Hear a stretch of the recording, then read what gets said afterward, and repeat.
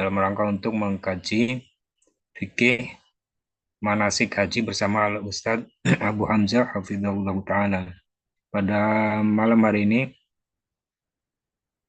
pertemuan yang keempat, karena qadarullah pada Sabtu kemarin Al-Ustadz Abu Hamzah berhalangan untuk mengisi kajian yang lalu. Ya,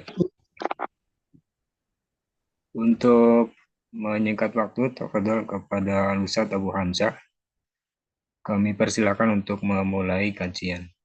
Tafadhol Mas Guru.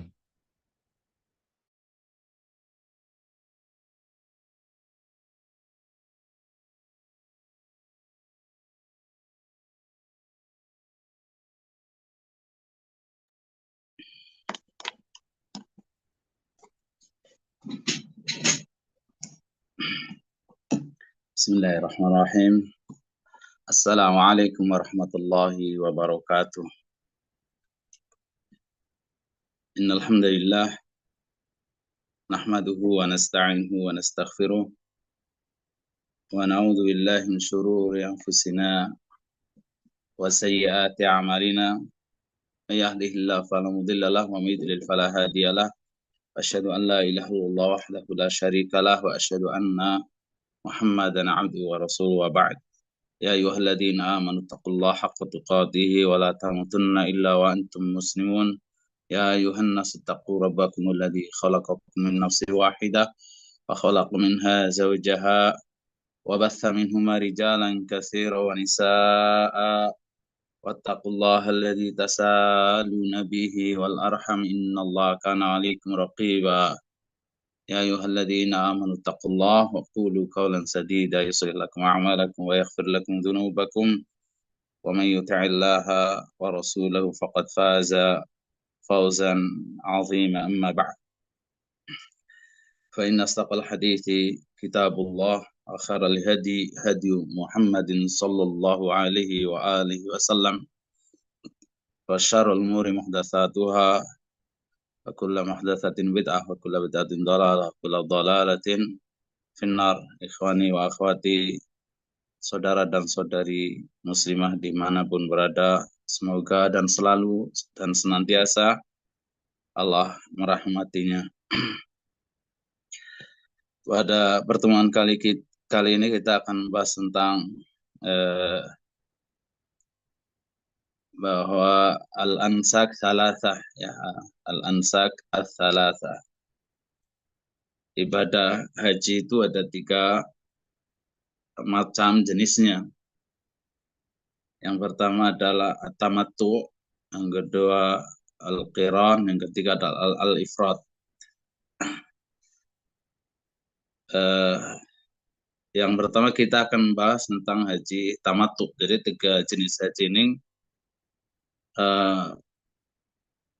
artinya ketika seseorang melaksanakan ibadah haji boleh memilih salah satu di antara 3 jenis atau 3 macam ibadah haji. Di antara ulama ada yang mengatakan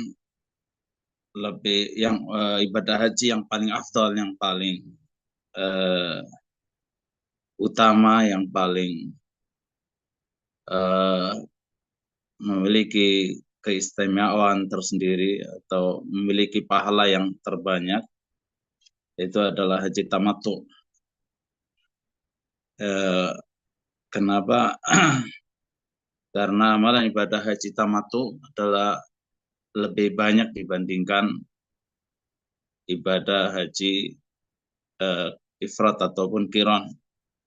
Namun di sana juga di antara ulama mendapat haji qiran lebih utama karena Nabi SAW berhaji, ketika berhaji beliau berhaji dengan haji qiran, memilih haji qiran, artinya Nabi selama seumur hidup hanya berhaji sekali dan haji beliau adalah haji qiran. Kemudian di antara ulama ada yang mendapat haji ifrad lebih utama. Namun dari 3 amal ibadah haji ini tentu ada yang berpendapat yang paling utama adalah haji tamattu. Kenapa li? Adillah katsira, karena banyaknya dalil dari hadis ya yang menjelaskan tentang keutamaan haji tamattu ini, masuk dari Al-Qur'an dan Sunnah. Nah, macam ibadah haji yang pertama adalah tamattu, yaitu ayyuhrima bil umrah fi ashhuril hajj. Jadi seseorang berihram untuk umroh di bulan-bulan haji. Bulan haji yaitu Syawal, Dzulqa'dah, dan 10 awal Dzulhijjah. Ini dikatakan bulan haji. Artinya ketika seseorang hendak berhaji masuk ke Mekah pada awal Syawal atau pertengahan, atau mungkin awal Dzulqa'dah, atau pertengahan atau akhir Dzulqa'dah, atau 10 Dzulhijjah, awal 10 Dzulhijjah, tanggal 1 atau paling telat tanggal 9 langsung ke Arafah, maka orang tersebut telah melaksanakan ibadah haji pada waktunya. Ya, jadi tamattu dia berihram terlebih dahulu untuk umroh, berihram untuk umroh terlebih dahulu di bulan-bulan haji. Kemudian wa yafruhu minha.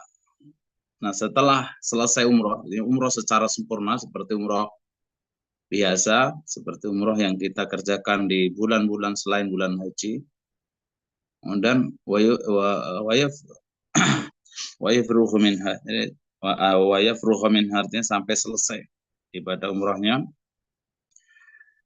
Kemudian summa yuhrima bil haji fi 'ami. Kemudian pada tanggal 8 ia berihram kembali untuk berhaji pada tahun tersebut. Sekarang tahun 1445 Hijriah atau tahun 2024 Masehi. Jadi ketika seseorang hendak berhaji, sekarang kita memasuki tanggal 1 Dzulqa'dah. Bagi jamaah haji yang datang ke Mekah mulai awal Syawal atau pertengahan atau akhir Syawal atau bahkan mulai hari ini tanggal 1 Dzulqa'dah, maka setelah selesai umroh kemudian mukim di Mekah ya, maka nanti pada tanggal 8 ia memulai lagi berihram dari tempat tinggalnya. Jadi di bulan haji tersebut memulai setar melaksanakan ibadah umroh. Nah, tentunya kita mulai dari berihram dari mikot. Dari ihram dari mikot hukumnya wajib. Al-ihram minal mikot hukumnya wajib. Kemudian ketika kita berada di mikot, maka ketika kita sampai mikot, kita mandi ya, disunnahkan mandi, kemudian memakai wangian pada tubuh kita bagi laki-laki. Sebelum mandi kita juga disunahkan melakukan sunanul fitrah memang jika diperlukan. Kemudian setelah itu memakai baju ihram. Namun bila mana kita mukim di Madinah atau tinggal di hotel ya, kita boleh juga memulai mandi tidak harus di mikot ya. Mandi tidak harus di mikot, bisa di rumah kita, tempat tinggal kita, atau di hotel. Kemudian baru kita setelah mandi memakai baju ihram, baru kita memulai berihramnya di mikot.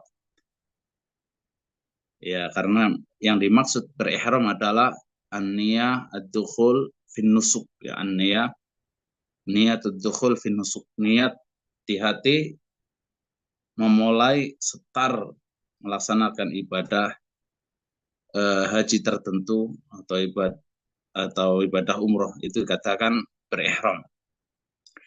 Walaupun dari hotel kita sudah pakai baju ihram ya, maka bukan berarti kita sudah muhrim ya setelah berihram, belum. Jadi belum berihram. Dikatakan seorang berihram ketika kita di hati kita sudah ada rencana atau niat atau azam untuk melaksanakan ibadah umrah atau haji tertentu. Jadi katakan berihram. Oleh karenanya pada pertemuan itu kita katakan bahwa ketika kita belum memakai baju ihram kemudian kita sudah berihram, maka kita harus segera pakai. Kalau tidak nanti kena mahdhuratul ihram. Ya, makanya yang paling afdal tentu memakai baju ihram dulu. Nah, baru ketika berada di mikot atau setelah mandi di mikot pakai baju ihram, kita baru berniat memasuki ibadah haji tertentu. Seraya mengucapkan talbiyah. Jadi talbiyah Allahumma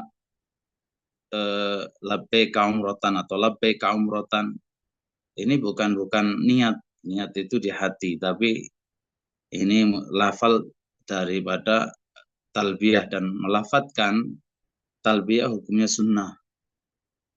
Sedangkan eh, al-ihram ya atau dikatakan berihram itu hukumnya rukun. Rukun umroh atau rukun haji. Itu ihram. Makanya berihram itu niat memasuki ibadah umrah atau ibadah haji tertentu itu di hati tempatnya. Ya, an-niyah mahaluha fil qalb. Niat itu tempatnya di hati, kemudian setelah itu kita mengucapkan labbaika umratan. Jadi lafaz talbiyah ketika kita hendak melaksanakan ibadah haji tamattu boleh mengatakan ada beberapa lafaz ya. Pertama eh, yang terpenting di hati kita niat haji tamattu ya tadi sudah berihram, setelah pakai baju ihram kita berihram. Kemudian di hati kita saya mau haji tamattu. Maka ketika kita sudah berihram kemudian mengucapkan talbiyah labbaika umratan. Boleh cukup mengucapkan labbaika umratan atau Allahumma labbaika umratan. Ini satu lafaz atau redaksi daripada talbiyah. Kemudian yang kedua boleh mengucapkan Allahumma labbaika umratan mutamatti'an biha ilal hajj. Ini cukup panjang ya. Ini yang insya Allah yang lebih utama. Labbaika Allahumma labbaika umratan mutamatti'an biha ilal hajj. Ya Allah, kalau tadi Allahumma labbaika umratan kan ya Allah, aku penuhi panggilan untuk umroh. Tapi maksud kita di hati kita adalah umroh untuk haji tamattu. Tapi ketika pada lafaz talbiyah kita mengatakan Allahumma labbaika umratan biha ilal hajj. Ya Allah, aku penuhi panggilanmu untuk melaksanakan ibadah umroh mutamatti'an biha ilal hajj. Kemudian dilanjutkan melaksanakan ibadah haji tamattu. Maka ini yang tentu lebih utama. Tapi seandainya susah menghafal, cukup labbaika umrotan. Ya, labbaika umrotan. Jadi bagi yang ingin melaksanakan ibadah haji tamattu. Bagi yang ingin melaksanakan ibadah haji qiran, labbaika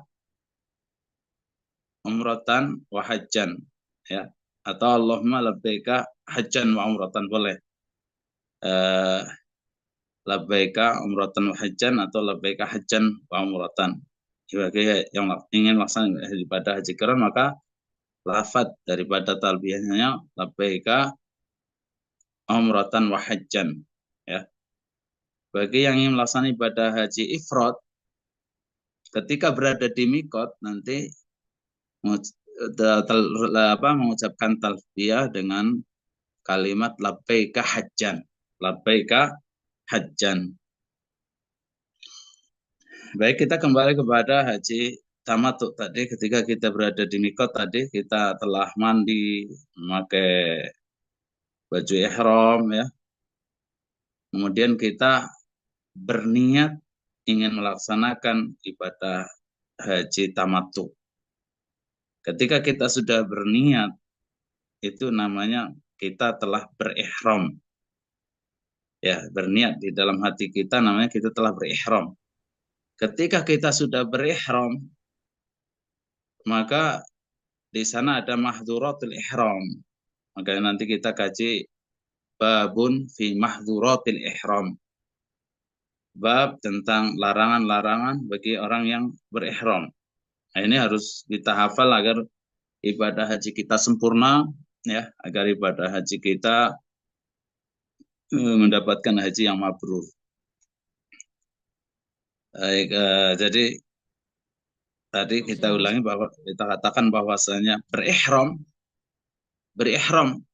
dari manapun tempatnya, entah kita ketika berada di pesawat, kita berada di kendaraan, ya, laut umpamanya di kapal, kita berada di kendaraan pribadi, baik kita melewati mikot, baik kita berada di mikot, maka ketika kita sudah berazam atau sudah berencana melaksanakan ibadah haji tamattu, maka kita niat di dalam hati kita untuk melaksanakan ibadah haji tamattu tersebut di dalam hati kita, maka dengan demikian kita telah berihram.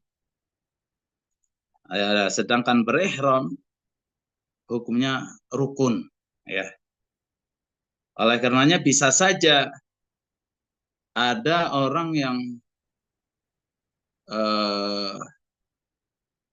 nggak ada niat haji tapi ke Mekah. Kemudian setelah nyampe Mekah niat berhaji. Ya bisa saja, ya.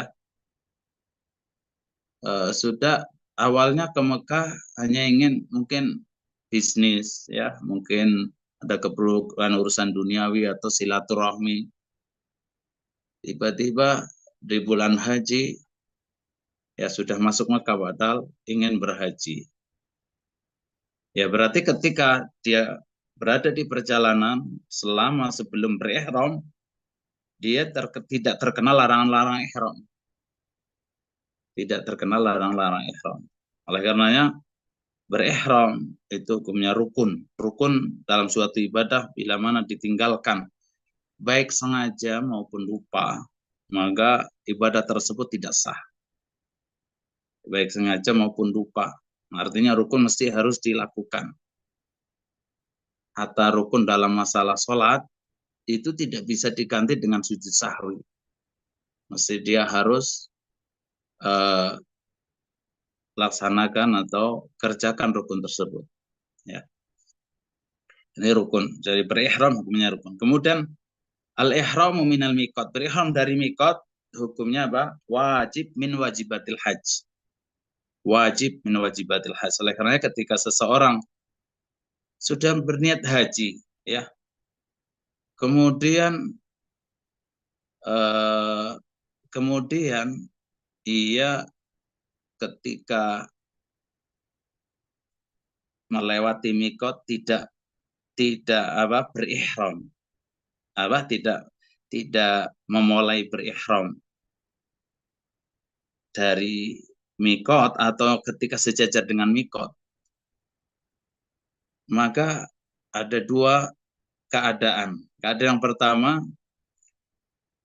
ia mesti harus balik ke mikot karena wajib berihram dari mikot, itu hukumnya wajib. Mesti dia harus balik ke mikot. Nah, jika tidak memungkinkan, maka dia terkena dam, ya, dam. Dia mesti harus memotong seekor kambing dibagikan di Mekah kepada fakir miskin Mekah dan tidak boleh memakan sedikit pun dari hewan sembelihan tersebut. Ya, dia terkena dam. Jadi bagi yang melaksanakan ibadah haji tamattu itu wajib membayar dam tamattu, ya. Nah, sementara orang yang melanggar tadi tidak berihram dari mikot, maka terkena namanya fidyah, ya, fidyah atau tebusan daripada meninggalkan wajib diantara wajibnya haji. Wajib diantara wajibnya ibadah haji. Jadi berihram hukumnya rukun, berihram dari mikot atau ketika sejajar mikot hukumnya wajib. Wajib di antara kewajiban ibadah haji ketika ditinggalkan baik sengaja maupun lupa, maka wajib itu harus dikerjakan pada hukum asalnya. Tadi harus kembali ke mikot. Manakala tidak kembali ke mikot karena adanya suatu uzur, imma karena tidak mungkin balik lagi ke mikot ya, karena adanya uzur, maka dia terkena apa namanya tadi fidyah. Berarti ketika seorang melaksanakan ibadah haji tamattu, dia harus memotong 2 ekor kambing. Yang satu untuk namanya dam tamattu atau hadiyu. Yang satu tadi fidyah sebagai tebusan dari meninggalkan wajib di antara wajibnya ibadah haji, yaitu berihram dari mikot. Nah, kemudian setelah kita berihram, niat berihram dalam hati, kemudian mengucapkan talbiyah labbaika umrotan mutamatian bi ilal hajj dari mikot atau ketika sejajar dengan mikot, maka setelah itu kita tadi terkena ada namanya mahdhuratul ihram, ya, mahdhuratul ihram.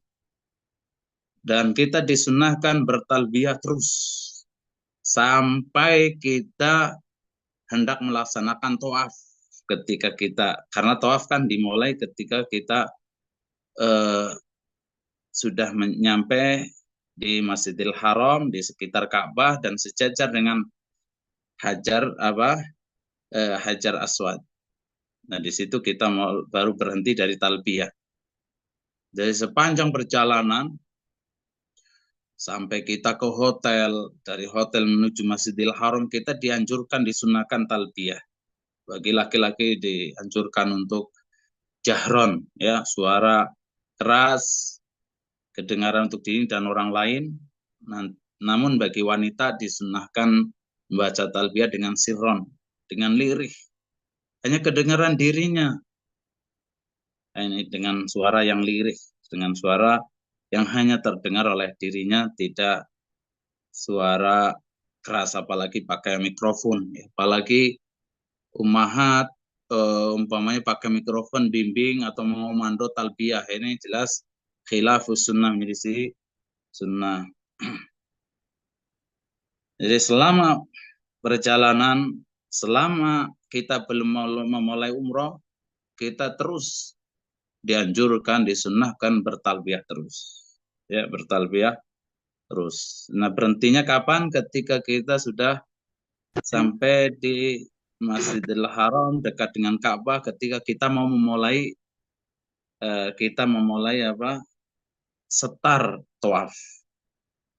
Ya, ketika kita, jika memungkinkan kita mencium Hajar Aswad, jika tidak memungkinkan kita mengelus Hajar Aswad dengan tangan kita, jika tidak mungkin kita ngelus Hajar Aswad dengan tangan kita, kita bisa dengan tongkat jika memungkinkan. Jika tidak mungkin, kita cukup isyarah ketika sejajar dengan Hajar Aswad dengan mengucapkan ya Bismillah Allahu Akbar atau Allahu Akbar saja. Ya, Bismillah Allahu Akbar atau Allahu Akbar saja. Ya, jadi kita tawaf seperti itu biasa. Ya, ya, kemudian bagi kaum laki-laki pakai baju ihramnya afdalnya adalah putih, ya, betulnya putih. Bagi laki-laki pakai baju ihramnya ketika hendak ibadah umroh maupun haji, hendaklah kain ihramnya putih yang dipakai. Adapun bagi wanita afdolnya tentu pakaian hitam, namun jika tidak hitam maka syaratnya adalah pakaian yang merupakan bukan pakaian hiasan, tidak menarik laki-laki. Adapun pakaian putih atau 2 kain lembar baju ihram bagi laki-laki ini sangat dianjurkan karena Nabi bersabda, ilbasu min thiyabikumul bayad fa innaha min khairi thiyabikum. Ilbasu min thiyabikumul bayad. Pakailah oleh kalian pakaian yang putih, karena pakaian putih, baju putih itu min khairi thiyabikum, pakaian yang terindah, terbaik Wa kafinu fiha mautakum, dan kafanilah eh, mayit-mayit di antara kalian dengan kain putih. Ini anjuran dari Nabi Shallallahu Alaihi Wasallam. Kemudian bagi laki-laki, banyak kejadian yang kita saksikan dengan mata kepala kita, bagaimana tata cara pakai baju ihram yang benar, ya. Banyak kaum muslimin yang pakai baju ihram sejak dari mikot itu sudah ittiba, ya, artinya kain kain atas, ya, atau kain selendang atas, bukan kain sarung, kain selendang atas dijadikan di bawah ketiak, jadi apa namanya, pundaknya kelihatan, pundak kanannya ittiba. Ini banyak kaum muslimin yang ittiba mulai dari mikot. Ini adalah hal yang keliru atau khilafus sunnah. Nah, ittiba kapan dimulai? Ketika hendak mulai tawaf. Jadi ketika hendak mulai tawaf, sampai kapan? Sampai setelah selesai tawaf. Jadi setelah selesai tawaf dan hendak sholat 2 rakaat di belakang makam Ibrahim, maka ittibanya selesai. Harus dikembalikan lagi, harus kedua pundak kita, ya, kedua bahu kita harus tertutup. Apalagi ketika sholat nih, maka sholatnya tidak sah kalau salah satu di antara pundak kita, bahu kita terbuka. Dan terkadang kita masih jumpain sebagian kaum muslimin, alhamdulillah, lebih banyak yang sudah paham sunnah daripada yang belum, ya. Tapi kadang kita jumpain, dan itu suatu kemungkaran, apalagi ketika mau sholat wajib, ya, mau sholat wajib, entah itu sholat subuh, zuhur, atau yang lainnya, kita kadang kadang kita sampaikan kepada jamaah, baik itu bangsa kita maupun bangsa lain, min fadlik, mohon bajunya baju ihramnya dipakai biasa, ditutup bahunya karena mau sholat. Kadang kita sampaikan begitu pada jamaah laki-laki yang di samping kanan kita atau kiri kita, tuh bahkan kadang di depan kita. Jadi tiba itu dimulai ketika kita hendak tawaf sampai selesai tawaf. Setelah tawaf dan hendak melaksanakan 2 rakaat sunnah, 2 rakaat di belakang makam Ibrahim. Baiklah, kemudian setelah kita nyampe di Masjidil Haram, kita tawaf 7 kali putaran, dimulai dari rukun Hajar Aswad, ya, dan 3 putaran pertama disunahkan Rommel itu berjalan cepat. Artinya berjalan cepat, maksudnya langkah kakinya cepat. Jadi jika memungkinkan, ini hukumnya juga sunnah. Ini sunnah. Jadi 7 kali putaran dimulai dari Hajar Aswad dan selesai di Hajar Aswad. Oleh karenanya, pertama kali kita isyarah Bismillah Akbar, maka ketika kita hendak selesai putaran yang ke-7, atau setelah selesai putaran yang ke-7, maka kita tidak isyarah lagi.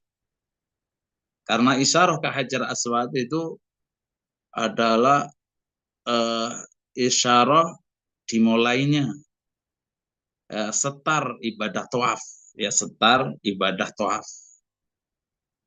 Jadi terakhir kita tidak isyarah lagi. Berarti kalau kita isyarah lagi ke Hajar Aswad, kita mau 8 dong, ya.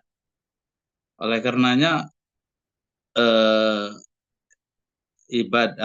tawaf itu hanya 7 putaran. Ketika 8 tentu ini khilaf si sunnah. Oleh karenanya ketika seseorang syak atau ragu, ini putaran ke-7 atau ke-6, maka kita harus yakini yang tersedikit yaitu 6. Berarti kita nambah 1. Tapi tidak ada sujud sahwi karena ini bukan sholat. Ya, memang disebutkan dalam riwayat hakikatnya tawaf itu adalah sholat, cuman saja diperbolehkan atau diizinkan bicara. Jadi 7 kali putaran, dan selama kita berputar itu kita dianjurkan banyak memohon kebaikan dunia akhirat untuk dirinya, keluarga, orang yang ia cintai, ya, buat pimpinan negara kita, ya, buat guru kita dan sebagainya. Dianjurkan banyak berdoa, meminta kepada Allah. Itulah di waktu-waktu yang mustajab. Selama kita berputar, namun antara rukun Hajar Yamani atau antara rukun Yamani ya sampai Hajar Aswad, ya antara rukun Yamani sampai Hajar Aswad disunahkan doa Rabbana atina fid dunya hasanah fil akhirati hasanah wa qina adzabannar. Adapun antara rukun yang lain ya setelah rukun Hajar Aswad kemudian sampai rukun eh, rukun apa Yamani ini disunahkan doa apa saja baik putaran pertama sampai putaran ketujuh. Adapun sebagian kaum muslimin, kaum muslimat, atau sebagian pembimbing, baik ustadz maupun ustadzah, atau sebagian penulis menulis rangkaian ibadah umroh pada putaran umroh tawaf pertama baca ini, kedua baca itu, doa ini, doa itu. Ketika sa'i begitu pula putaran pertama, kedua baca doa ini, doa itu. Ini tidak ada tuntunan dari Nabi kecuali hanya ketika doa antara rukun Yamani sampai Hajar Aswad itu saja yang ada dasarnya, yang ada dasarnya. Jadi boleh kita membaca doa apa saja, baik doa itu dari Al-Quran maupun dari hadis, ya dari Quran maupun hadis. Kita boleh juga membaca Al-Quran. Boleh juga membaca Al-Quran. Boleh juga kita hanya zikir. Subhanallah wa bihamdi subhanallahil azim. Itu selama kita tohaf. Ya, selama kita tohaf. Ya. Yang disayangkan sebagai kaum muslimin di akhir zaman ini banyak yang sibuk dengan memvideo, ya, memfoto, ini hal yang sangat disayangkan, bahkan saya katakan rugi sebenarnya ketika kita sedang ibadah, kita menyibukkan diri dengan hal-hal yang tidak bermanfaat, bahkan bisa jadi menghapuskan amal ibadah kita, ya. Karena sangat mungkin ketika kita sedang tawaf, kita kemudian video diri kita, ya, itu kita akan share mungkin di grup ke keluarga yang lain, sangat mungkin kita terjatuh kepada perbuatan ria, ya, terjatuh pada perbuatan ria. Perbuatan ria adalah amalan yang sangat berbahaya, ya. Itu yang sangat ditakutkan oleh Nabi SAW pada para sahabatnya, pada umatnya. Khawfu ma akhwafa alaikum asyirkul asghar. Jadi hal yang sangat ditakutkan oleh Nabi karena bisa menghapuskan amalan ibadah tersebut. Ya, ini hal yang sangat disayangkan. Bahkan terkadang dalam video, dalam foto itu penuh dengan kedustaan. Ya, sebagai contoh ya, saya katakan kok dusta. Ya, kadang minta ke temennya, tolong saya sedang menghadap Ka'bah nih, lagi berdoa di foto. Padahal belum tentu berdoa, ya. Biar orang-orang menganggapnya sedang berdoa, sedang khusyuk, meminta kepada Allah kebaikan dunia akhirat. Ini hal-hal yang sangat berbahaya, ya, dari sangat berbahaya, bisa merusak amal ibadah umroh kita atau ibadah haji kita. Baik. Kemudian setelah kita tawaf 7 kali putaran, dimulai di start dari Hajar Aswad dan selesai di Hajar Aswad, dan putaran terakhir kita tidak isyarah lagi. Adapun doanya tadi bebas, baik dari Al-Quran, dari hadis, ya, baik zikir, membaca tasbih, tahmid, tahlil, takbir, tapi disunahkan antara rukun Yamani dan Hajar Aswad kita terus membaca Rabbana atina fid dunya hasanah wa fil akhirati hasanah wa qina adzabannar. Kemudian setelah kita selesai tawaf, ya, 7 kali putaran, maka kita segera menuju Maqam Ibrahim. Ketika dekat dengan Maqam Ibrahim, kita mengucapkan Wattakhidu min maqami Ibrahim musalla.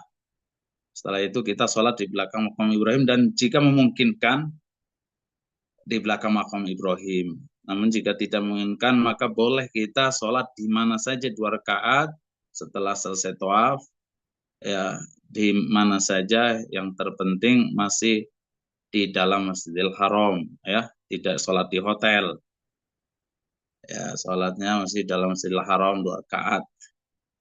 Kemudian setelah sholat 2 rakaat, pada rakaat bertanya, ya tentunya pada rakaat pertama disunahkan baca Al-Fatihah dan surah Al-Kafirun, rakaat kedua baca surat Al-Fatihah dan Al-Ikhlas. Setelah selesai sholat tidak dianjurkan berdoa, ya. Jadi dianjurkan segera untuk menuju Bukit Sofa, ya Bukit Sofa. Ketika mendekati Bukit Sofa, kita membaca Abda'u bima bada Allah bih, ya. Aku mulai dengan apa yang Allah memulai dengannya. Kemudian baca ayat Inna safa wal marwata min syairillah. Inna safa wal marwata min syairillah. Ini dibaca ketika mendekati Bukit Sofa. Kemudian kita naik ke Bukit Sofa, kita bertakbir menghadap kiblat, kalau bisa sampai melihat Ka'bah ketika berada di Bukit Sofa. Di situ kita takbir Allahu Akbar, Allahu Akbar. La ilaha illallah wahdahu la syarika lah, lahul mulku wal hamdu wa huwa ala kulli syai'in qadir. La ilaha illallah wahdahu anjaza wa'dahu wa nasra 'abdahu wa hazama al-ahzaba wahdahu. Wa nasra 'abdahu wa hazama al-ahzaba wahdahu. Kemudian takbir ini, takbir tahmid tahlil ini diiringi dengan doa, mengangkat kedua tangan kita menghadap Ka'bah, bisa mungkin kita sampai melihat Ka'bah, ya.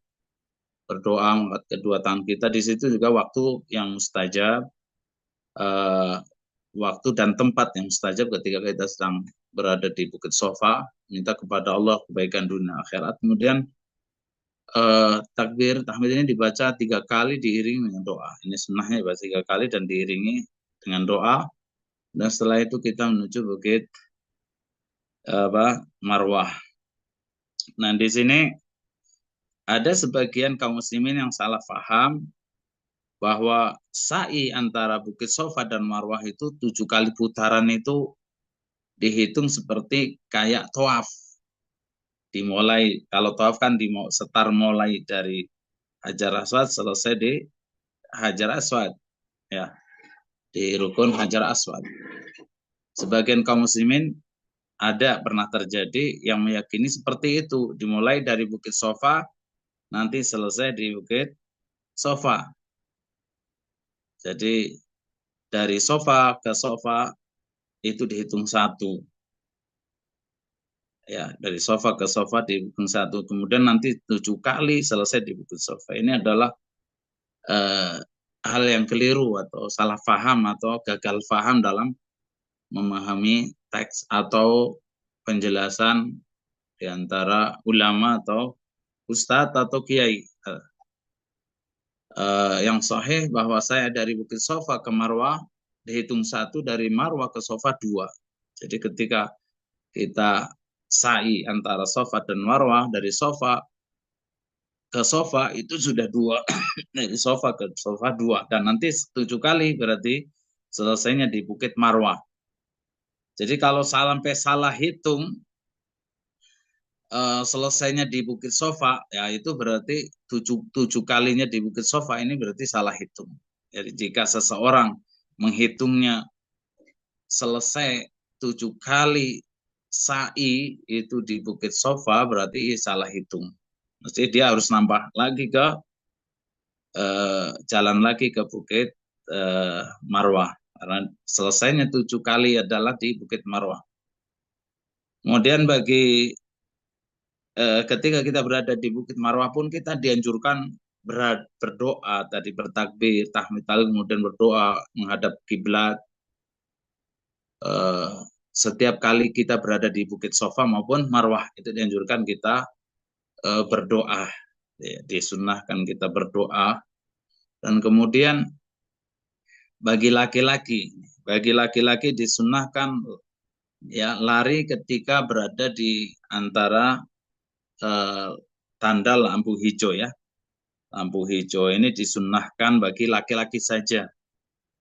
Terkadang kita menyaksikan di antara ibu-ibu ummahat ada yang ikut lari. Ini adalah khilafus sunnah, mengisi sunnah. Yang disunnahkan hanya bagi laki-laki saja untuk lari cepat ketika berada di antara dua tanda lampu hijau, ketika berada di bukit antara Bukit Sofa dan Marwah, atau antara Bukit Marwah dan Sofa. Artinya ketika kita hendak menuju Marwah, di sana kita mesti ada laki-laki disunahkan untuk lari. Begitu pula ketika kita dari Marwah hendak ke Sofa pun demikian disunahkan untuk lari bagi laki-laki. Dan bagi perempuan tidak disunahkan untuk lari. Nah, kemudian doa apa saja sih sebenarnya yang kita baca ketika kita sedang sa'i, ya? Ya tentu karena tidak ada tuntunan dari kedua kita Shallallahu Alaihi Wasallam doa tertentu, ya tidak ada riwayat eh, putaran pertama, setar pertama dari Sofa ke Marwah doa ini dan itu, atau dari Marwah ke Sofa doa ini dan itu, maka bebas kita berdoa, ya. Doa meminta kebaikan dunia akhirat, doa dari Al-Quran dan Sunnah, atau berzikir, bertahmid, bertasbih, ya, beristighfar kepada Allah Subhanahu wa taala, membaca Al-Qur'an, menghafal Al-Qur'an bidzauril ghaib, dari hafalan kita boleh. Boleh, ya, boleh. Jadi tidak ada riwayat atau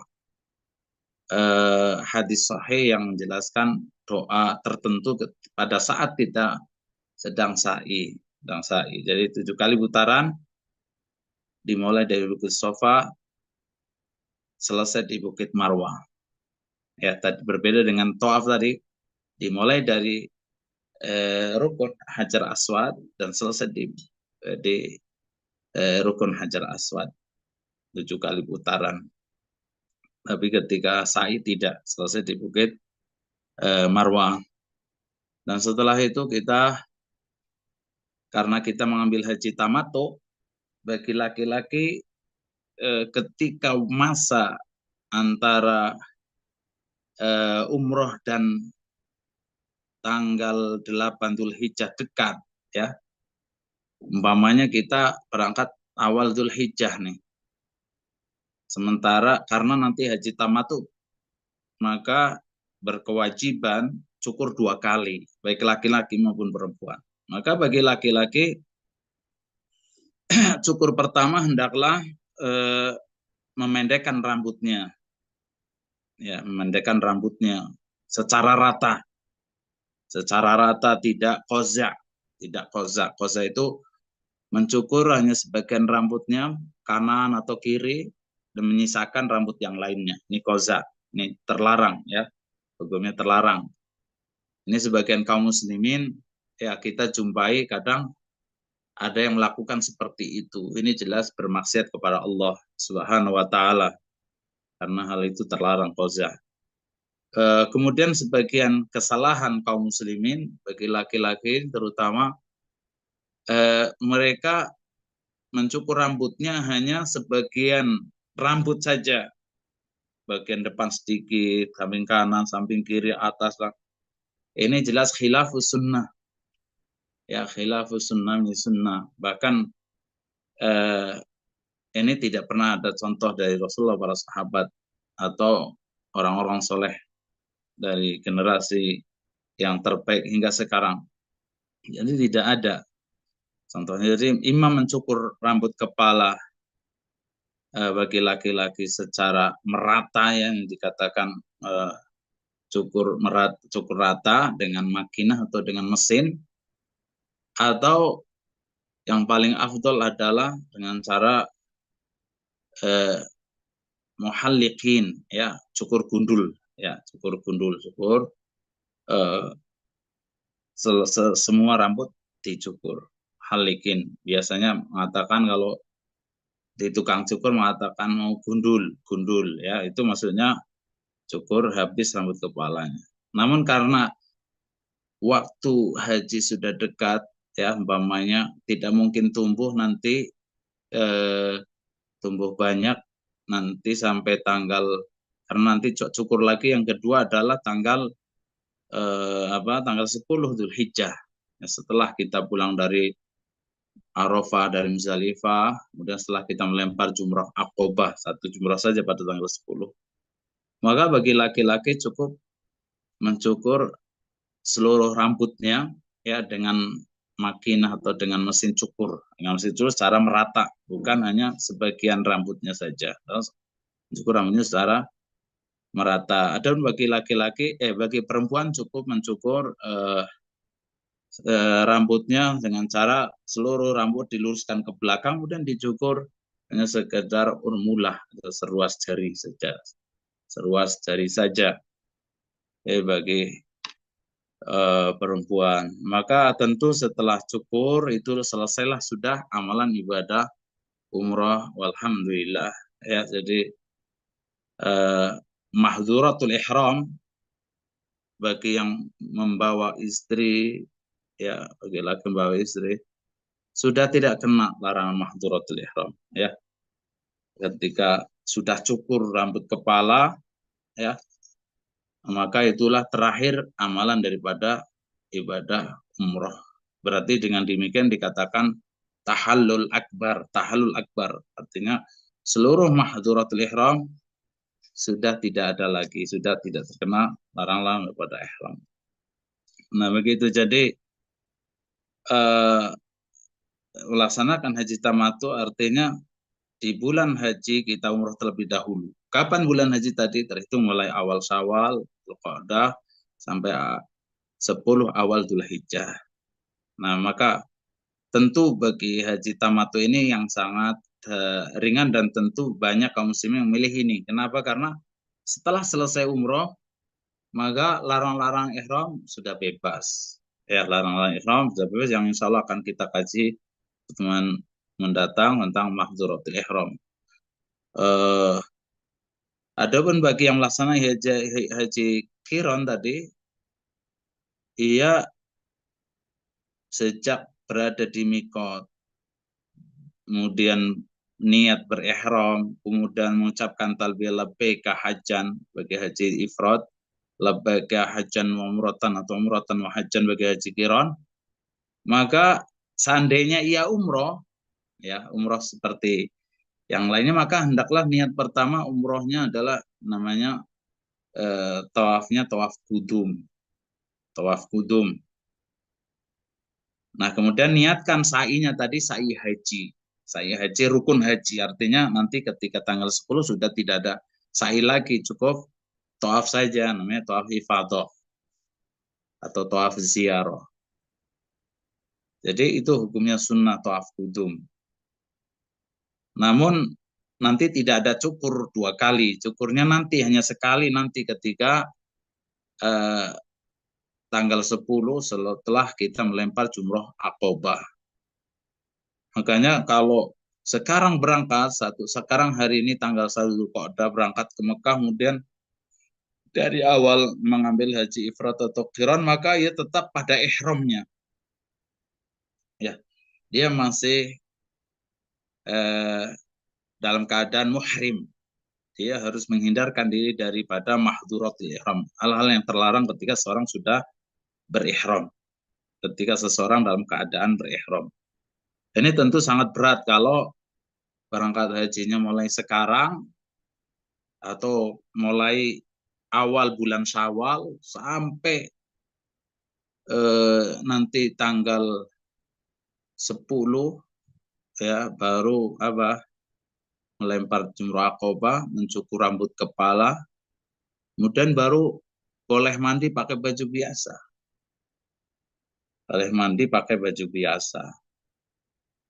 Tapi bagi yang haji tamattu tadi setelah selesai umroh tadi, selesai, maka santai, sudah tidak ada mahdzuratul ihram, tinggal ke Masjidil Haram, pakai baju biasa, mau ke pasar masih pakai baju biasa, ya yang suami istri boleh tidur bareng ya. Kemudian juga tidak ada larangan ihram lagi, dan namun nanti dia harus yuhrim bil haji fi ami. Artinya dia harus berihram lagi pada tahun tersebut ya, pada tahun tersebut ya, artinya tahun ini dia sudah berada di Mekah yang mau berhaji, sudah melaksanakan tawaf secara sempurna, ibadah umroh secara sempurna, maka nanti pada tanggal 8 bagi yang mengambil haji tamattu dia berihram dari tempat tinggalnya. Ya, berihram niat melaksanakan ibadah haji, kemudian disunahkan mandi, kemudian memakai wangian pada tubuhnya bagi laki-laki ya, dan memakai baju ihram, kemudian mengucapkan labbaika hajjan. Cukup labbaika hajjan. Labbaika hajjan. Jadi dari mana kita tinggal? Mungkin kita berada di kemah, mungkin kita berada di hotel, ya, pokoknya masih di Mekah. Kita dimanapun kita berada, tanggal 8 kita mulai start. Boleh mulai pagi, boleh nanti siang setelah zuhur ya. Kita nanti pakai baju ihram mengucapkan labbaika hajjan. Nah, setelah itu baru orang yang melaksanakan ibadah haji tamattu terkena mahdhuratul ihram sampai nanti tanggal 10 setelah melempar jumrah aqabah, mencukur rambut kepala ya. Nah, itulah cukur kedua afdolnya adalah gundul. Afdolnya gundul. Nabi SAW bersabda, rahimahullah al-muhalliqin. Ya, semoga Allah merahmati orang yang mencukur rambut kepalanya secara gundul, secara gundul. Ya, ini sampai Nabi mendoakan 3 kali. Semoga Allah merahmati orang yang mencukur rambut kepalanya secara gundul ketika umroh atau haji. Ya. Sehingga sampai di antara sahabat ada yang menimpalinya. Bagaimana ya Rasulullah, bagaimana dengan muhalliqin, muqassirin, yang hanya memendekkan rambut kepala. Maka Nabi bersabda apa? Hanya sekali, rahimahullah al-muqassirin. Semoga Allah merahmati laki-laki yang berumrah atau berhaji yang memendekkan rambut kepalanya, memendekkan. Jadi bukan hanya sekedar gunting sedikit ya bagian depan kanan kiri, ini jelas khilaf sunnahnya sih, sunnah bahkan yang sangat dikhawatirkan kalau itu eh, apa tidak mewakili daripada kewajiban untuk mencukur rambut kepala. Kalau tidak mewakili maka tentu ya berdosa. Ketika seseorang berhaji melakukan dosa, maka mengurangi nilai daripada ibadah haji tersebut ya, mengurangi nilai daripada ibadah haji tersebut. Wallahu a'lam bishawab. Kemudian pada tanggal 10 ya, amalannya nanti sama seperti haji tamattu qiron, cuman bedanya nanti bagi yang melaksanakan ibadah haji tamattu dan qiron dia tanggal 10 wajib juga menyembelih hadiyu atau dam tamattu atau dam qiron, wajib. Dan afdol menyembelih sendiri, tetapi diwakilkan boleh, barangkali itu yang saya sampaikan. Insya Allah nanti kita terus ulang-ulang atau kita bahas kembali tentang perjalanan manasik ibadah haji tamattu ya, karena tentunya yang paling banyak dipilih oleh jamaah haji adalah haji tamattu ya. Maka mesti kita harus paham betul rangkaian thariqah atau tata cara haji tamattu yang di mana pendapat yang paling kuat insya Allah di antara 3 amalan ibadah haji adalah haji tamattu. Kenapa? Karena berdasarkan dalil-dalil Quran dan Sunnah. Sekalipun memang Nabi ketika berhaji hajinya haji qiron. Wallahu a'lam bishawab. Apa yang bisa saya sampaikan, dan akhirnya kita kembalikan kepada Daurata. Ya, alhamdulillah jazakallahu khairan atas materi yang disampaikan oleh Ustadz Abu Hamzah Hafidhahullah Ta'ala, membahas 3 jenis haji. Kemudian untuk selanjutnya kami persilakan bagi para peserta, apabila ada yang ingin menyampaikan pertanyaan bisa melalui tulisan atau bisa langsung bertanya dengan cara open mic.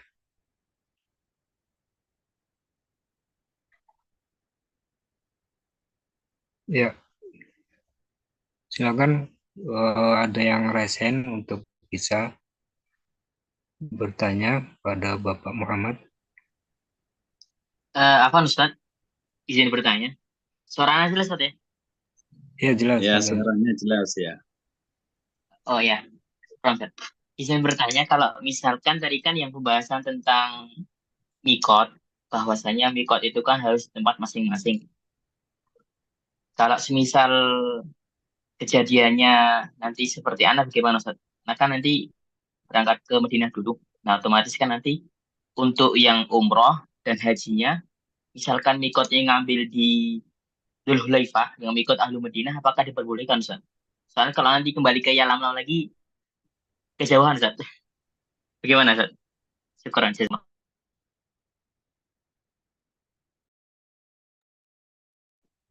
Baik, Assalamualaikum warahmatullahi Alhamdulillah. Alhamdulillah, wassalatu wassalamu ala Rasulullah. Jadi mawaqit atau mikot ada 5 yang Nabi SAW sebutkan, diantaranya mikot ahlul Madinah adalah Dzulhulaifah. Ya, itu nama yang syar'i. Adapun yang masyhur adalah Bir Ali, ini nama yang bukan syar'i, yang tidak syar'i. Ya, Dzulhulaifah ini nama yang syar'i. Nah, itu adalah mikotnya bagi penduduk Madinah dan orang yang melewatinya, ya, orang melewatinya. Maka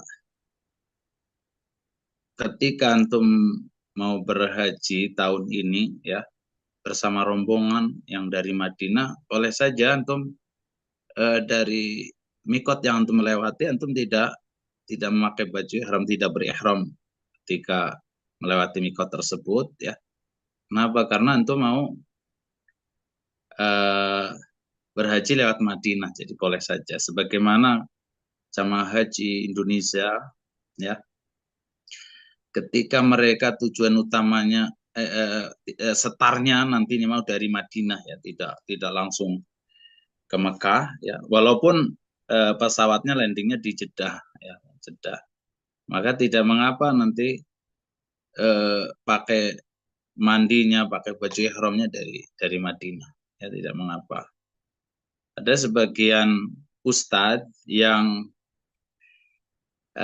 terkesan mempermasalahkan, sampai terkesan yang namanya umroh haji, ya, landing pesawatnya di Jeddah, ya harus mikotnya di apa, ya, Lamlam pamannya, ya, yang dilewati pesawat, ya, dan hendaknya langsung umroh, nggak boleh ke Madinah dulu, nggak boleh kemana-mana dulu, ya. Ini di antara ada sebagian ustadz yang mempermasalahkan, ini adalah hal yang tidak perlu dipermasalahkan, karena selama ini di antara ulama tidak ada yang permasalahkan, ya.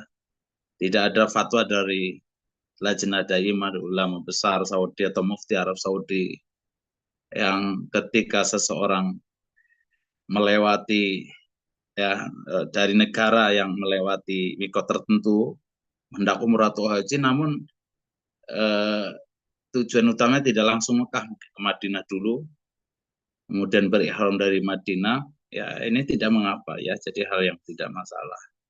Ya, yang bermasalah ketika antum atau kita ketika hendak umrah atau haji sama sekali tidak berihram dari mikot yang kita lalui. Ya, yang jelas kita ketika, ya, umpamanya kami dulu mungkin di Qasim, ya, Qasim, ya. Mikot kami biasanya di Qarnul Manazil, ya, Qarnul Manazil di Taif, di Taif.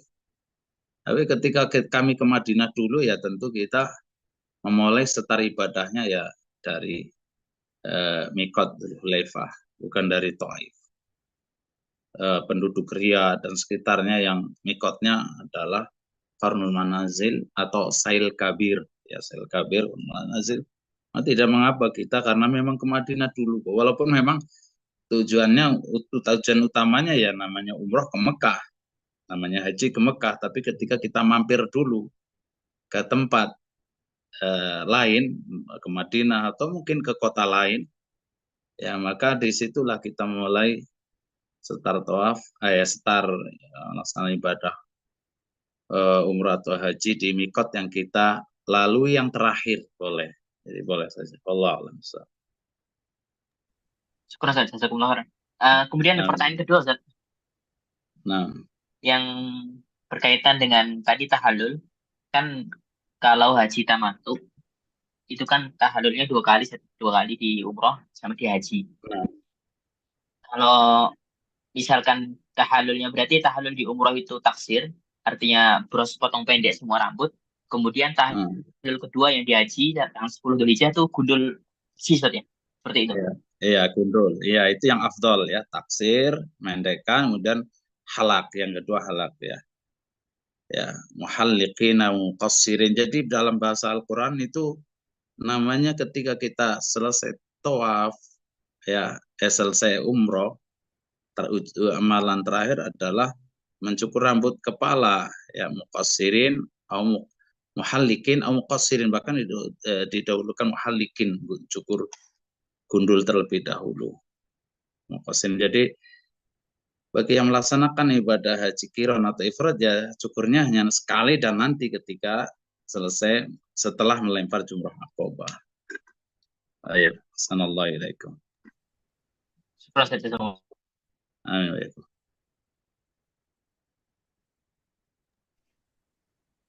Ya, Ayo. ini ada pertanyaan sepertinya dari Ustadz Said. Mau bertanya Ustadz, untuk akhwat yang bernikob ketika ihram dan berhaji, apakah membuka nikobnya? Iya, jadi disebutkan dalam hadis Aisyah, jadi membuka ketika di antara mahdzuratul ihram, ya nanti akan kita bahas adalah bagi wanita tidak boleh memakai cadar ya kan. Tetapi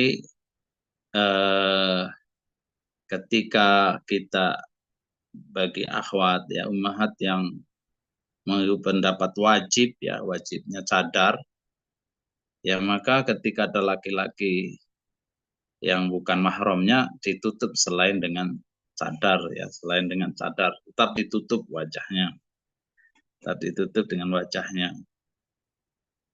Ya insya Allah itu masuk pembahasan nanti pada mahdzuratil ihram. Barakallahu fikum.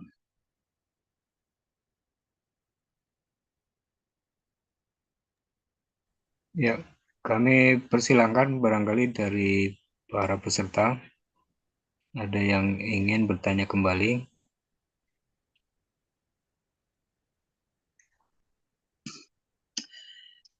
Tayyib, sambil menunggu ada yang bertanya, jadi saya mengupas tentang surut haji tamattu ya, syarat haji tamattu ada 8. Yang pertama taqdimul umrah al haji, jadi mendahulukan umrah terlebih dahulu daripada haji, jadi umrah dulu secara sempurna tadi yang sudah dijelaskan. Yang pertama. Yang kedua ada umrah fi asyurul haji, ia mesti melaksanakan ibadah umroh secara sempurna di musim-musim haji. Jadi musim haji mulai 1 Syawal sampai awal 10 Dzulhijjah. Kemudian yang ketiga, ada hajj wal umrah fi amin wahid. Melaksanakan haji dan umroh pada tahun yang pada tahun tersebut ya. Artinya tidak boleh kita mau ngambil haji tamattu mengatakan, oh kemarin saya sudah umroh Ramadan, udah umroh sempurna. Kemudian datang lagi bulan haji, karena sudah nggak perlu umroh lagi, ya, nggak pakai nggak umroh lagi karena memang malas atau mungkin alasan lain lah. Ini keliru, ya. Maka itu bukan haji tamattu. Walaupun umrohnya Ramadan kemarin, kemudian datang keduanya Syawal umpamanya, ya dia telah berumroh secara sempurna bukan bulan haji, maka tidak dianggap haji tamattu. Makanya syarat yang ketiga harus adaul hajj wal umrah fi amin wahid. Adaul hajj wal umrah fi amin wahid. Jadi mesti di tahun tersebut dia melaksanakan umrah secara sempurna. Kemudian yang keempat, syarat yang keempat, at-tahallul minal umrah qabla al-ihram bil hajj. Tahallul ketika selesai umroh secara sempurna, maka dia tahallul, terbebas dari larangan ihram sebelum berihram untuk haji. Artinya dari awal kedatangan ke Mekah umroh, setelah selesai umroh, maka ia berada dalam keadaan tahallul, terbebas dari larangan ihram sampai nanti berihram lagi untuk haji, yaitu tanggal 8. Kalau sudah berihram lagi untuk haji tanggal 8, memakai baju ihram, mengucapkan labbaika hajjana, terkena mahdhuratul ihram. Itu poin yang keempat, harus tahallul secara sempurna dari umroh. Ya, sebelum berihram kembali untuk haji. Itu yang keempat. Kemudian yang kelima, alla yakunal hajj min ahli Makkah. Alla yakunal hajj min ahli Makkah, min ahli Makkah.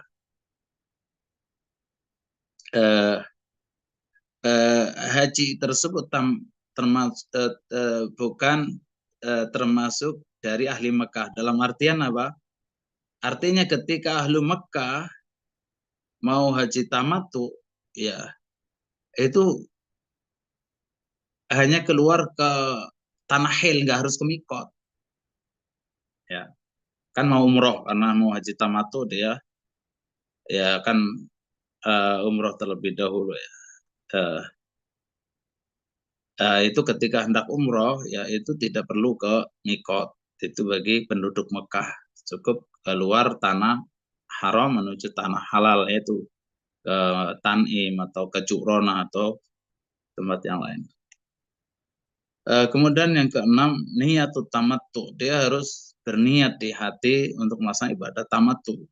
Karena niat tadi dikatakan berihram. Nah, ihram yang dimaksud ihram bukan memakai baju ihram, tapi niatud dukhul fin nusuk, niatud dukhul fin nusuk. Yang dimaksud niatut tamattu di sini poin yang keenam adalah dia niat berihram. Ya, di hati ihram tertentu ya, atau haji tertentu, yaitu niat tamattu. Kemudian yang ketujuh, ada musafar bainal haji wal umrah. Setelah berumroh selesai, tidak boleh safar kemana-mana. Ya, umpamanya ya, setelah selesai umroh, kemudian ingin ke Riyadh, ya, ke Riyadh, ke kota Riyadh, ke Madinah. Ya ini kalau ke Madinah masih ikhtilaf di antara ulama ya, tapi ya ahsan. Kalau sudah umroh untuk haji ya tinggal di Mekah lah. Itu loh. Oh, ke Jeddah, kemana-mana ya.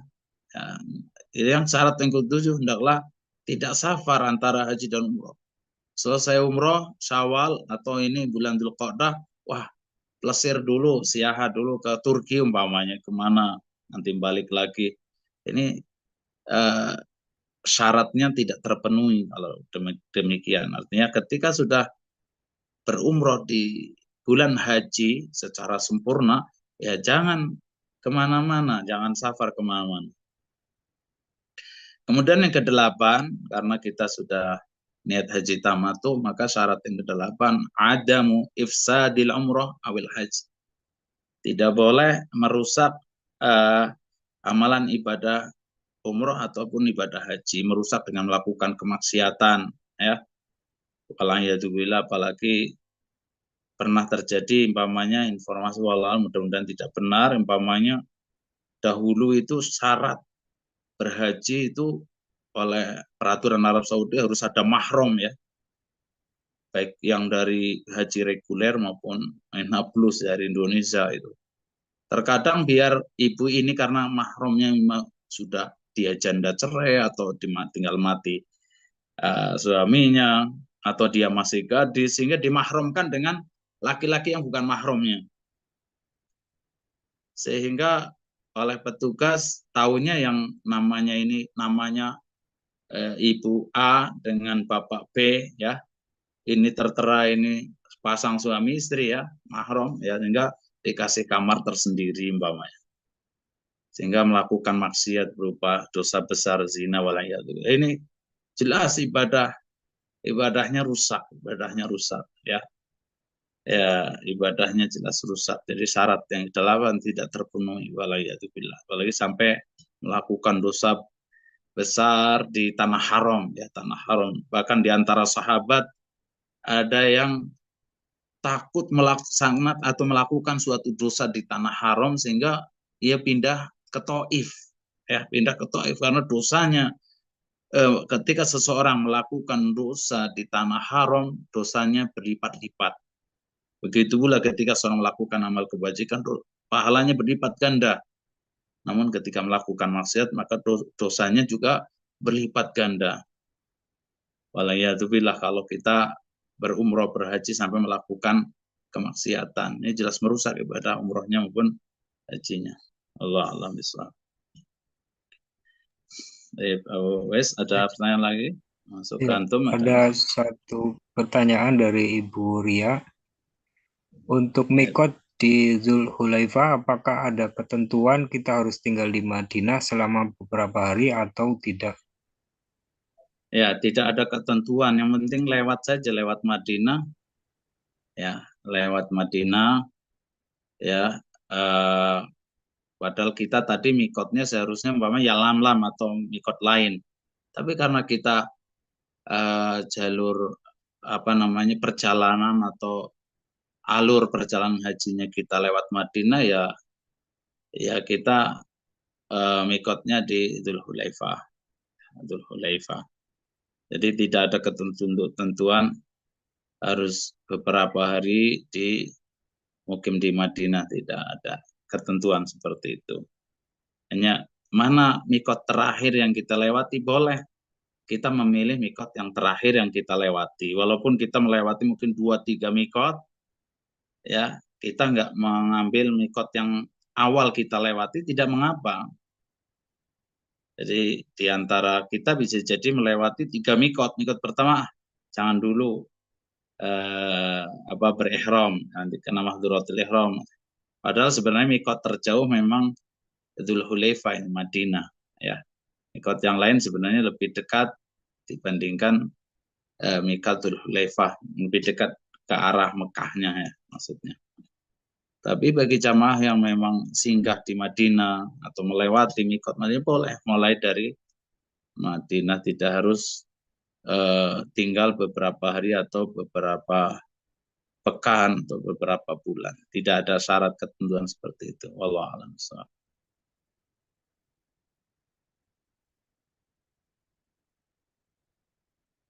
Ini pada pertanyaan lagi dari Bu Ferry.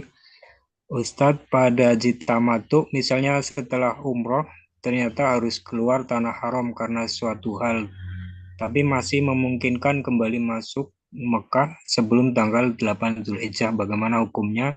Apakah hajinya batal atau harus ulang umroh? Baik, di antara ulama, insya Allah nanti kita bacakan fatwanya ya. Ini pertanyaan ini nanti ingatkan pertemuan berikutnya, Bu Wais. Insya Allah bacakan fatwanya. Yang kesimpulannya dari pertanyaan ini, ketika hajah darurah, ya hajah darurah, umpamanya ke Madinah, ya, atau mungkin ke bandara Jeddah, ada barang yang ketinggalan, umpamanya, ya, insya Allah tidak mengapa, tidak merusak ibadah haji tamattunya, karena ada hajah darurah, ya, hajah darurah, bukan tamasya, ya, bukan jalan-jalan atau urusan duniawi. Allah alam bisa. Ya, ada pertanyaan lagi. Afwan Ustadz, untuk syarat haji tamattu yang setelah umroh bulan-bulan haji tadi tidak boleh syiah atau bepergian. Apakah kalau semisal kembali lagi ke Madinah setelah umroh diperbolehkan?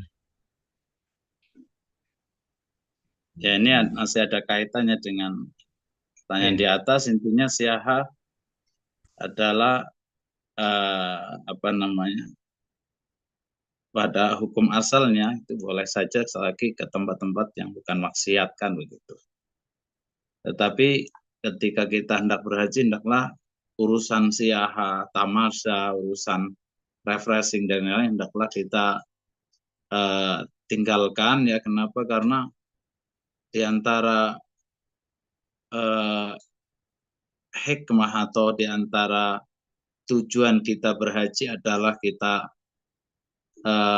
tazallul wal khudu ya lillah ya, kemudian bahkan kita berpakaian ihramnya dua helai kain ihram, dua lembar helai kain ihram ini itu menunjukkan ya kesederhanaan kita ya, kesederhanaan kita ketika menghadap Allah Subhanahu wa taala. Oleh karenanya antara raja, antara presiden, pejabat ya dengan pekerja rendahan di mata manusia ya, itu ketika seseorang melaksanakan ibadah haji atau umroh maka disunahkan pakaiannya putih ya, disunahkan pakaiannya putih, hanya dua helai kain ya yang dipakai. Itu menunjukkan ketika kita beribadah kepada Allah Subhanahu wa taala ya, ketika kita melaksanakan ibadah umroh dan haji, kita hendaklah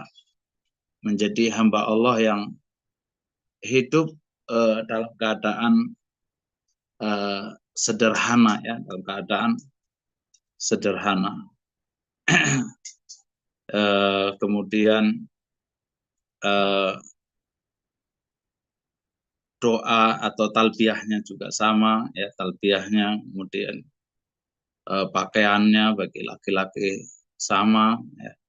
Amalan ibadahnya juga ketika seorang melaksanakan ibadah haji tamattu cukur 2 kali dan seterusnya. Itu menunjukkan bahwa Islam ya, Islam itu mengajarkan kepada kita kezuhudan, kesederhanaan, tapi bukan berarti tidak boleh kita hidup tadi siaha, kita pakai hotel mewah, tetapi saya katakan hendaklah kita ketika berniat ke tanah suci untuk umrah pun haji adalah kita niatkan ibadah bukannya siaha. Karena sebagian kaum muslimin mereka masya Allah sering umroh ya, hitung-hitung siaha ya, hitung-hitung siaha sehingga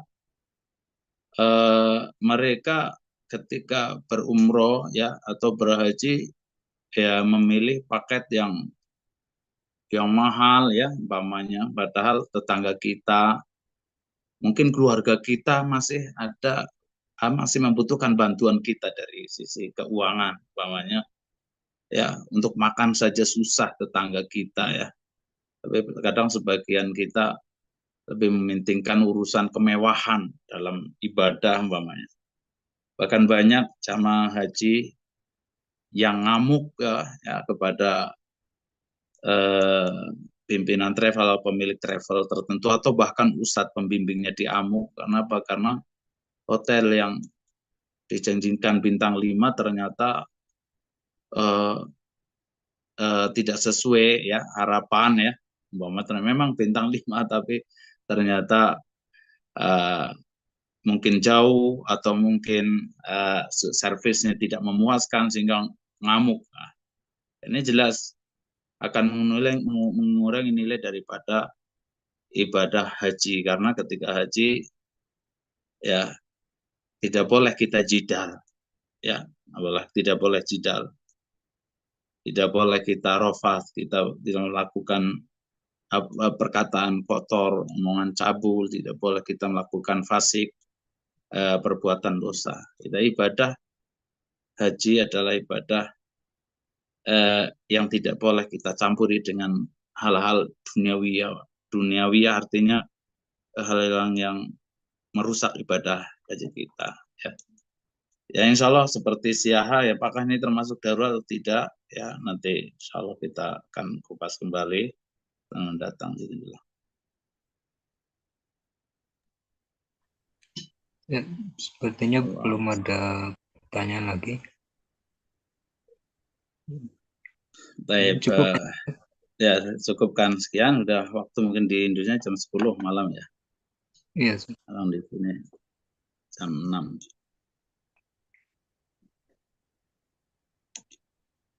ya. Ya, Saya silakan dari. jazakumullahu khairan atas partisipasi dari para peserta dan kepada Al-Ustadz Hafidhahullah Ta'ala. Kami sampaikan jazakallahu khairan. Semoga kajian pada malam hari ini bisa mendapatkan barokah dari Allah Subhanahu wa Ta'ala. Kita bisa menyerap ilmu untuk persiapan kita di dalam menjalankan ibadah haji yang akan datang. Insya Allah kita akan bertemu kembali pada hari Sabtu malam Ahad besok. Mudah-mudahan tidak ada halangan. Dan selanjutnya kita tutup dengan kafaratul majlis subhanakallahumma bihamdika asyhadu an la ilaha illa anta astaghfiruka wa atubu ilaik. Kurang lebih kami mohon maaf. Assalamualaikum warahmatullahi wabarakatuh.